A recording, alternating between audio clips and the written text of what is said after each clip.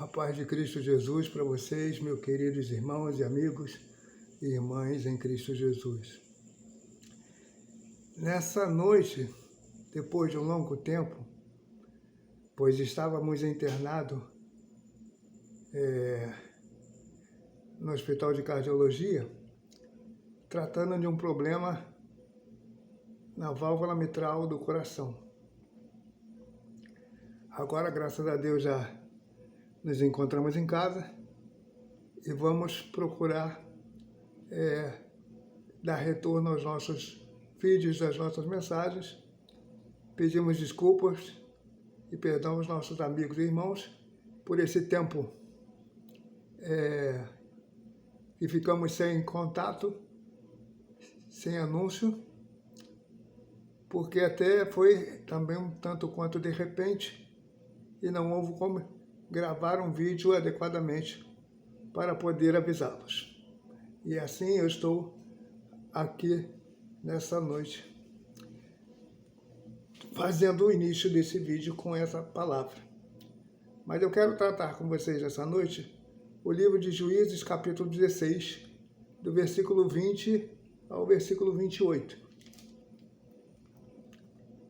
que trata provavelmente dos últimos dias da vida de Sansão. E diz assim: Então Dalila gritou, dizendo: Sansão, os filisteus vêm contra ti. Ele despertou do sono e disse consigo mesmo: Vou sair como das outras vezes e me livrarei. Mas ele não sabia ainda que o Senhor já se havia retirado dele. Então os filisteus o agarraram, furaram os seus olhos e o levaram para Gaza. Amarraram-no com correntes de bronze e o puseram a virar o moinho na prisão. Mas o cabelo de sua cabeça, logo após ser rapado, começou a crescer de novo. Os governantes dos filisteus se reuniram para oferecer grande sacrifício ao seu deus Dagom e para se alegrar, pois diziam: os nossos deuses nos entregou o nosso inimigo Sansão nas nossas mãos. O povo, quando viu Sansão, louvava o seu Deus, dizendo: o nosso Deus entregou nas nossas mãos o nosso inimigo, aquele que destruía a nossa terra e multiplicava os nossos mortos. Com alegria de coração disseram: mandem vir Sansão, para que ele nos divirta. Trouxeram Sansão do cárcere e ele os divertia, quando o fizeram ficar em pé entre as colunas. Sansão disse ao moço que o guiava pela mão: deixe-me apalpar as colunas que sustentam o templo, para que eu possa me encostar nelas. Ora, o templo estava cheio de homens e mulheres, e também ali estavam todos os governantes dos filisteus, e sobre o teto havia uns 3.000 homens e mulheres que olhavam enquanto Sansão se divertia. Sansão clamou ao Senhor e disse: Senhor Deus, peço-te que te lembres de mim. Dá-me força só mais esta vez, para que eu me vingue dos filisteus que furaram os meus olhos. Em seguida, Sansão abraçou-se às duas colunas do meio que sustentavam o templo e fez força sobre elas, com a mão direita numa e com a mão esquerda em outra, e disse: que eu morra com os filisteus, e a empurrou com toda a sua força, e o templo caiu sobre os governantes e sobre todo o povo que ali estava. Assim foram mais os mortos que Sansão matou com sua morte do que havia feito em vida. Até o versículo 30. Acabamos passando um pouquinho. Mas, então, o que eu quero ver aqui é que Sansão tinha na sua vida uma promessa. Se nós fomos lá no início do capítulo 13, quando ele nasce, quando seu pai e sua mãe recebem o anjo, recebe a direção do mensageiro, recebe orientação que os seus cabelos não deveriam ser cortados, a navalha não deveria passar por ele não deveria beber bebida forte, ele não deveria tomar vinho, ele não deveria se aproximar de morto, ele não deveria se unir a pagãos que ele era nazireado de Deus, ou seja, alguém consagrado desde o ventre materno. Nesse caso, desde o ventre, como João Batista. Então, os pais de Sansão, nós vemos do versículo 1 ao versículo 5, que eles receberam uma direção de Deus sobre a vida de Sansão, que eles também buscaram, que eles também perguntaram, que eles também questionaram, que eles também se interessaram por saber o que deveriam fazer com aquela criança, o que deveriam fazer com aquele menino, qual deveria ser a sua criação, qual seria a sua obra, qual seria seu ministério. E nós vemos aí que Deus nos ensinou a sua palavra, a sua direção. Nós sabemos que aqui no livro de Juízes vai ter uma parte que vai dizer assim, e cada um fazia segundo agradava o seu coração. Porque não havia um líder específico, um líder direto para todo o povo. Não havia um juiz, não havia um sacerdote, não havia um profeta no meio do povo que trouxesse a liderança divina sobre toda aquela nação de Israel. Toda ela estava dividida em tribos. Não era ainda monarquia, mas elas já estavam divididas em tribos ainda. Elas não haviam se organizado como uma nação, como um povo.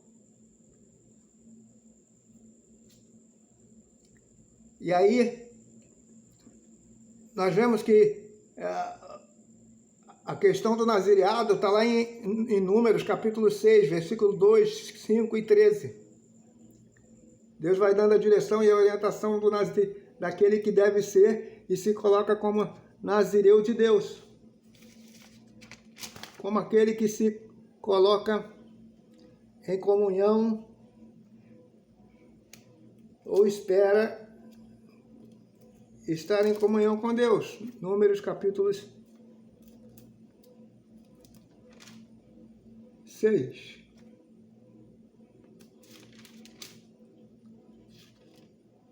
Versículo 2, 5 e 13.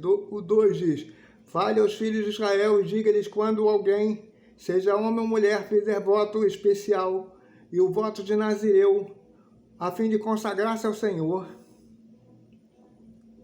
deverá abster-se do vinho e da bebida forte, não beberá vinagre de vinho, nem vinagre de bebida forte, nem tomará suco de uvas, nem comerá uvas frescas, nem secas.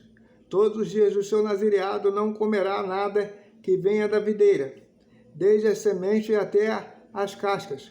Todos os dias dos seus votos do nazireado não passará navalha pela cabeça, até que se cumpram os dias da sua purificação.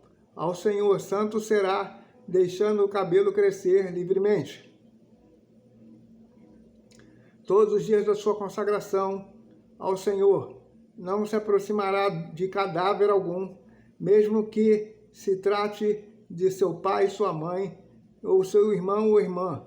Por eles não se contaminará quando morrerem, porque o nazireado do seu Deus está sobre a sua cabeça.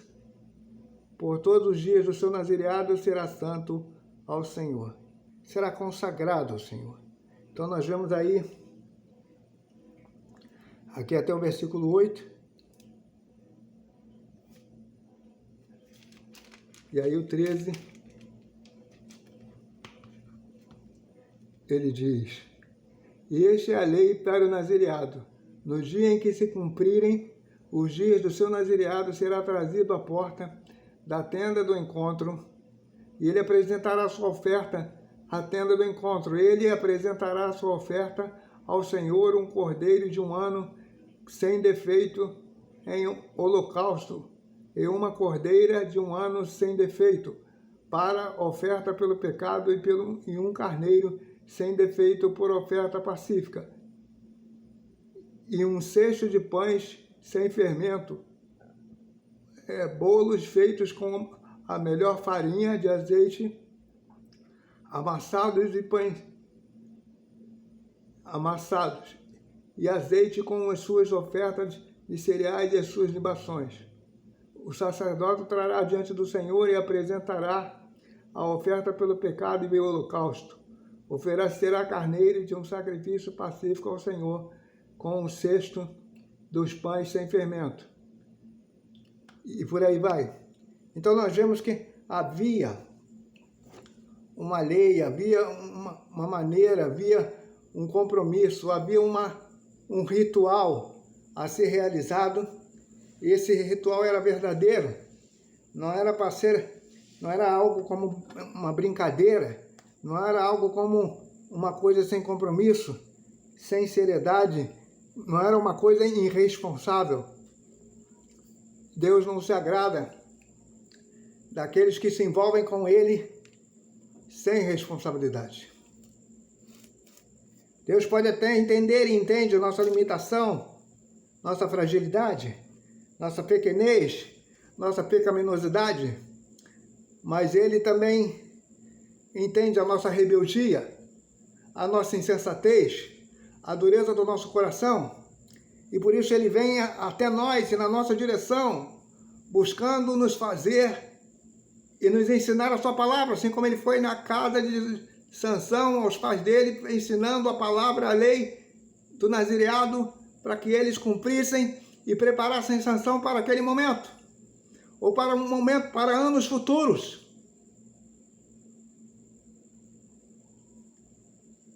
Os quais eles nem sabiam também o que haveria de ser, o que haveria de acontecer, mas eles foram orientados a preparar Sansão para um momento futuro. E Sansão parece que com o tempo ele foi esquecendo daquele compromisso, daquela lei, daqueles rituais.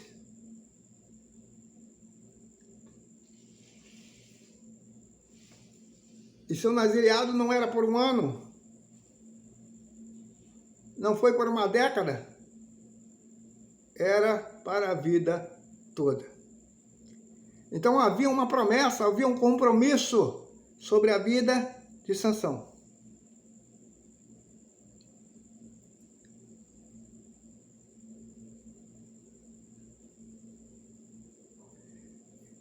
Mas à medida que a gente vai lendo esses outros capítulos, 13, 14, 15, 16 de Juízes, nós vamos vendo que Sansão vai se desviando do propósito.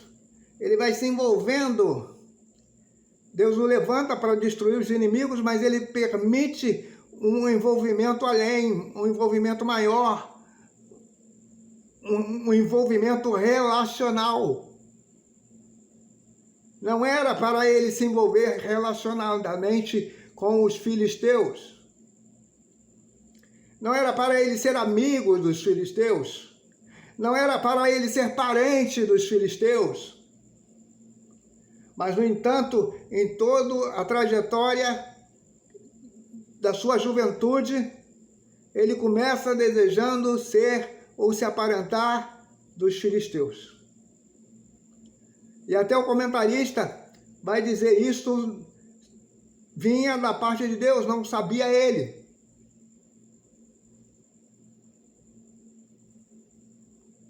É claro que essa está na tradução do português, e talvez a melhor parte de que essa história, Deus permite com que a situação se processe para que ele chegasse ao seu objetivo, mas não que isso necessariamente e diretamente fizesse parte do plano de Deus. Havia talvez uma outra forma, uma outra maneira, que talvez se Sansão tivesse colocado, buscado Deus o faria enxergar e discernir uma outra maneira de se envolver com os filisteus, de se infiltrar no meio dos filisteus, de lutar, de destruir os filisteus. Mas, então nós vamos vendo aí no capítulo 16, versículo 22, que Sansão vai quebrando a aliança com Deus. Ele tem o seu cabelo e os olhos vazados pelos inimigos, ficando cego. Então nós vemos a consequência da sua irresponsabilidade. a consequência do seu não compromisso, a consequência da sua, talvez, apostasia, vamos colocar dessa forma, a consequência da sua rebeldia, a consequência da sua indiferença, a consequência da sua imaturidade. Aí você diz, mas então ele tem uma justificativa? Não, porque se Deus o havia se direcionado lá no início à vida dele, aos pais dele e a ele, falando o que ele deveria fazer, caso precisasse de alguma orientação a mais, caso ele precisasse relembrar os sacrifícios, o compromisso, ele precisava exatamente falar com esse Deus, que o orientou, que o chamou, que o ungiu, e deveria perguntar a ele o que eu devo fazer e como eu devo fazer, como eu devo continuar caminhando. No entanto, ele não fez isso. E com isso o versículo 22 diz que a unção foi cortada. Quando o cabelo da sua cabeça foi cortada, a unção foi cortada. Mas também quando o cabelo começa a crescer, vejam aí a fidelidade, o compromisso de Deus, a responsabilidade do Senhor. Porque quando, apesar do seu pecado, apesar da sua transgressão, ele perde por um momento a unção, ele perde por um momento aquele toque, aquela intimidade com Deus, mas sem saber também, diz o texto, que essa unção já estava sendo restaurada. Porque havia um compromisso no cabelo, havia um símbolo no cabelo de Sansão. Era algo que fazia parte dele. Era algo que precisava crescer outra vez. Era algo que estava sendo renovado, restaurado. E Sansão não sabia. E muitas pessoas às vezes estão sendo atingidos pelo maligno e Deus as está restaurando, ou buscando as suas restaurações, e elas não estão entendendo o que Deus está fazendo.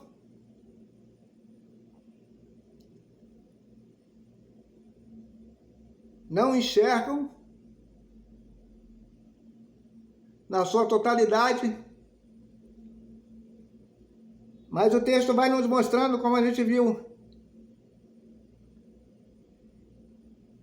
Ou seja, ele não sabia, mas depois ficou sabendo. Não é algo permanente, algo passageiro. Sansão não sabia que a unção estava voltando sobre a sua vida. Sansão não sabia que a sua unção e relacionamento com Deus estava sendo restaurado. Ele antes não sabia, mas agora sabe. Tanto ele sabe que ele faz oração.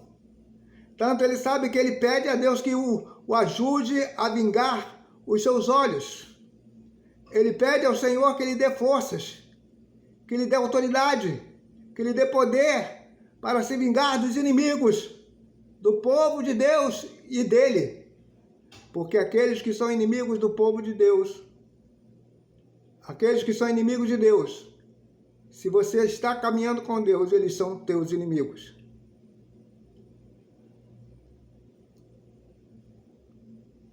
Eles também se tornam seus inimigos. E ali então Sansão vai sabendo dessa restauração que está acontecendo. Que ele não sabia, que ele não identificava, mas agora está identificando. E aí nesse momento ele começa a discernir que a sua força está voltando, que a aliança dele com Deus está sendo restaurada, que a fé e comunhão está sendo realizado, porque ele ora. Depois de muito tempo, ele ora ao Senhor, ele se dirige ao seu Deus, ao Deus do seu povo, ao Deus de Israel, ao Deus das suas tribos.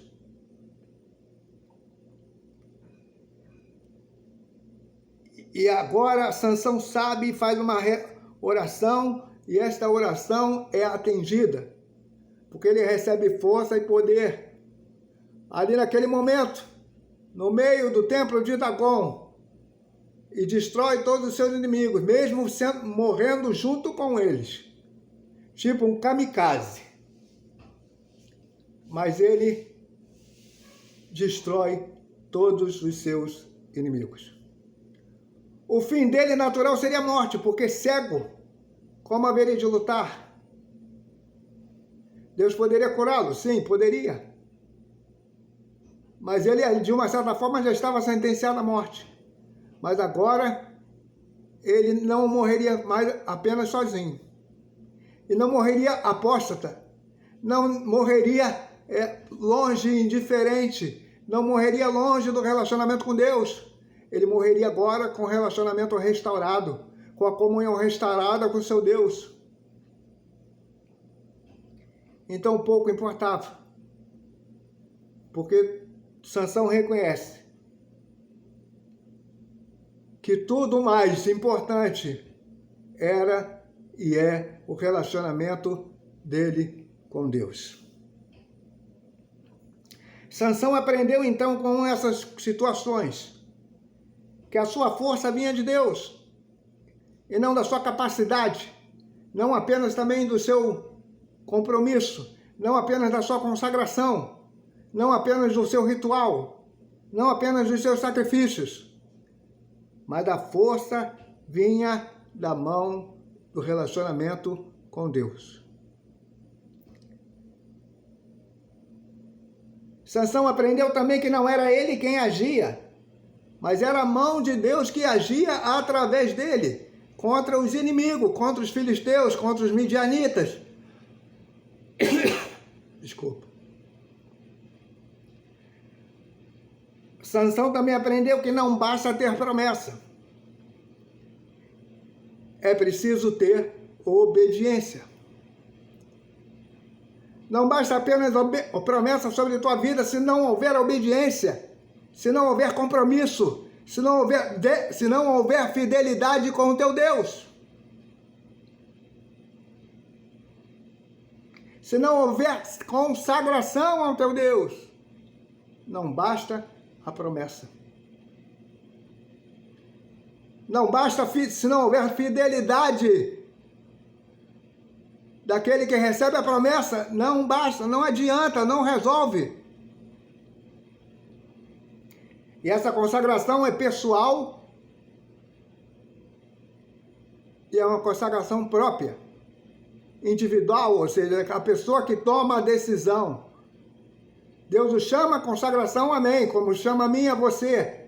Mas eu preciso então aceitar essa consagração e a cada dia eu preciso estar me colocando na condição de consagrado, de me aproximar relacionalmente do meu Senhor, do nosso Deus. A semelhança do batismo lá no Novo Testamento, somos consagrados por outros. São outros que nos consagram, como aqui Sansão foi consagrado pelos seus pais, a pedido de Deus, mas foi. Porém, devemos ter a nossa própria consagração. Há muitos que faziam um voto de nazireado já com mais idade, já um voto próprio, já um relacionamento próprio, já um posicionamento próprio. Não dependia, não esperavam mais o outro. A própria pessoa era levada pelo Espírito na iniciativa desse compromisso.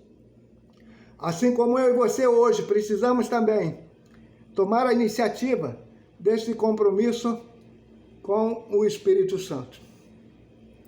Então, que fique essa palavra, que fique essa mensagem, que o Senhor tem chamado e tem ensinado a mim e a você para usar da sua fidelidade sobre as nossas vidas, sobre as nossas famílias, sobre as nossas casas, sobre as nossas igrejas, sobre os nossos trabalhos, sobre o nosso ministério. Deus quer usar a cada um de nós aonde nós estivermos, para a glória do seu nome. Em nome de Jesus. Amém.